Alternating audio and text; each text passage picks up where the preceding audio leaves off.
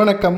சற்று முன் கிடைக்கப்பெற்ற மிக மிக முக்கியமான செய்தி ஒன்று வெளியாகியுள்ளது. அதிமுகவின் மாற்றங்கள் செய்யப்பட உள்ளது. அதிமுகவின் சட்டத்திட்டங்களை மாற்றி எடப்பாடி பழனிசாமிக்கு சாதகமாக வைத்து கொண்டுள்ளார். அதை தற்பொழுது மீண்டும் எம்ஜிஆர் அவர்கள் உருவாக்கப்பட்ட சட்டத்திட்டத்தை பின்பற்றப்பட வேண்டும், இதனால் உடனடியாக அதிமுகவின் செயற்குழு பொதுக்குழுவை அறிவிக்க வேண்டும் என்று தற்பொழுது அதிமுகவின் நிர்வாகிகள் கூறியுள்ளனர். நண்பர்களே, இந்த வீடியோவிற்கு ஒரே ஒரு லைக் மற்றும் சப்ஸ்கிரைப் பண்ணிருங்க.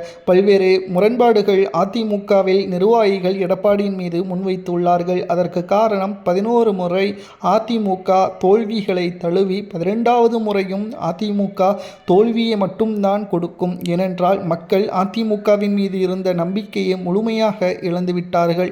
அதிமுக தமிழ்நாட்டில் முதல் பேர் இயக்கமாக 1.5 கோடி தொண்டர்கள் கொண்ட பேர் இயக்கமாக இருக்கிறது.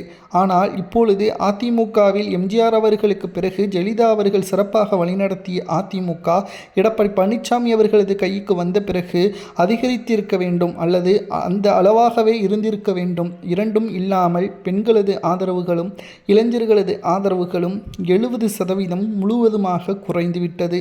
இதனால்தான் நடந்து முடிந்த சட்டசபை தேர்தலில் 3வது இடத்திற்கு நாம் தள்ளப்பட்டுள்ளோம். நடைபெறக்கூடிய 7 சட்டமன்ற இடைத்தேர்தல் 6 சட்டமன்ற உறுப்பினர்களை கொண்ட அதிமுக ராஜினாமா செய்ததுதான். அந்த 6 இடங்களையாவது அதிமுக மீண்டும் கைப்பற்றினால் எடப்பாடியின் மீது இருக்கின்ற கோபம் கொஞ்சம் குறையும். ஆனால் 7 இடங்களிலும் அதிமுக தோல்வியை தழுவினால் நிச்சயம் அதிமுகவிற்கு எடப்பாடி ஏன், அவரால் பொதுச் செயலாளராக இருந்து என்ன ஒரு பயன்?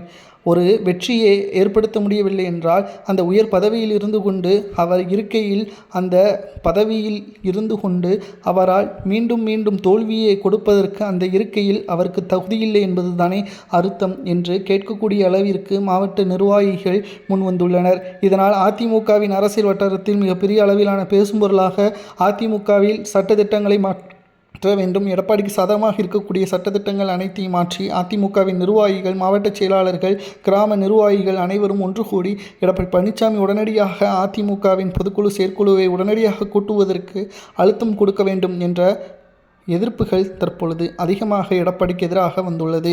அதிமுகவில் ஸ்ரீ சண்முகம், எஸ்பி வேலுமணி இவர்களுக்கு ஆதரவாக பலரும் குரல் கொடுத்து வருகிறார்கள். தேர்தலில் தோல்வியடைந்த பிறகு என்றைக்கு திமுகவுடன் கைகோர்க்க நினைத்தாரோ அன்றைக்கு எடப்பாடி பழனிசாமி அவர்கள் தலைமை பொறுப்பிலிருந்து ஒட்டுமொத்தமாக அந்த அந்தஸ்தை இழந்துவிட்டார் என்றும் எதிர்ப்புகள் தற்பொழுது வைரலாக பரவி வருகிறது. நடைபெறக்கூடிய சட்டசபை கூட்டத்தொடரிலும் கூட 10 நிமிடங்கள் தான் எடப்பாடி பழனிசாமி அவர்களுக்கு கொடுக்கப்படுகிறது. மேலும் அதிமுகவின் நிலைமை தலைகீழாக மாறிவிட்டது. பொதுக்குழு செயற்குழுவை கூட்ட வேண்டுமா, அதிமுகவில் சட்டத்திட்டங்களை மாற்ற வேண்டுமா என்பதை உண்மையான தொண்டர்களாகிய உங்களது கருத்துக்களை மறக்காம கமெண்ட் வாயிலாக கூறுங்கள். நன்றி, வணக்கம்.